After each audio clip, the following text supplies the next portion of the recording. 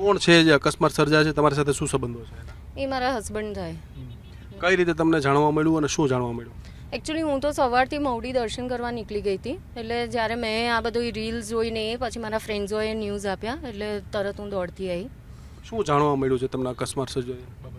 બસ મને તો બીજું કોઈ ન્યૂઝ આ રીલ પરથી જોવા પર લાગ્યું, પણ એકચ્યુઅલી એમની કેટલા ટાઈમથી એમની હેલ્થ સારી નથી, એટલે એમના માટે માઇન્ડની કેટલી બધા ટાઈમથી એ દવા લઈ રહ્યા છે, એટલે એમની હેલ્ધી માઇન્ડમાં even treatment is going on. એ લાસ્ટ કેટલા મંથથી રિહેબમાં એ જઈને આવ્યા છે, એટલે એમને આ બધી દવા મે બી લેવાઈ ગઈ એટલે આ થોડીક વધારે અસર થઈ ગઈ. આઈ થિંક સવારના એમને ઊંઘની દવા લે છે, એના કારણે આ મે બી લઈને નીકળ્યા અને એમાં એમને અસર થઈ ગઈ હશે. દારૂ પીવે છે, નથી પીતા કે શું લાગે? દારૂ પીધેલો હશે કે નહીં?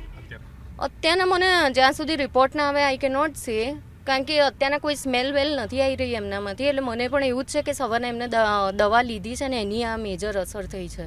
ગઈ રાતથી ક્યાં હતા? તમારી સાથે કોઈની વાતચીત થઈ હતી કે નહોતી થઈ? શું હતું? છેલ્લે અમે લોકો બધા અમારું આખું ગ્રુપ જ હતું, અમે લોકો ડિનર કરવા ગયા હતા અને બધું ત્યાં સરસ જ હતા. અને પછી એ રાતના એઝ યુઝ્યુઅલ મારી ડોટર છે 12 યર્સની, એટલે એને લઈને હું ઘરે ગઈ અને અમે તો સૂઈ ગયા. પછી એ આવ્યા હશે અને શાંતિ સૂઈને આ સવારના નીકળ્યા અને હું મવડી જવા નીકળી, અને પછી મને ખ્યાલ નથી આ બધું થયું.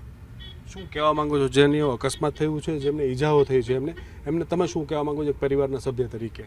ના, એના માટે આ વિડીયો જોઈને મને તો દિલથી બહુ દુઃખ થયું, અને એ બધા સભ્યોને અને બધા માટે આઈ એમ વેરી સોરી એના તરફથી.